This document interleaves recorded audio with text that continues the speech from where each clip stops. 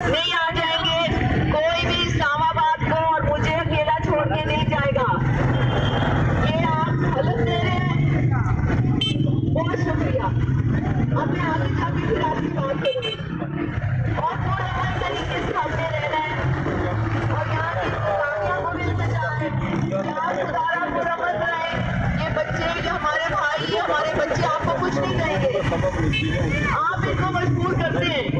ये मुरम्मत तरीके से आए हैं और मुरम्मत ही रहेंगे। बहुत शुक्रिया।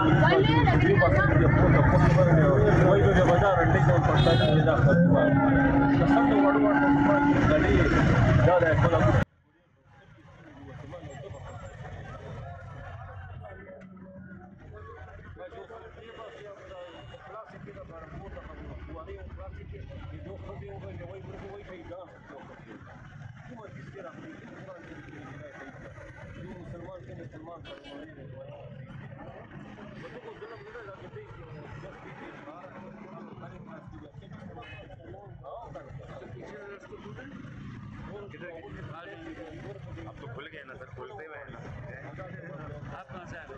मैं तो 26 नंबर क्लासिक है, 2 दिन है।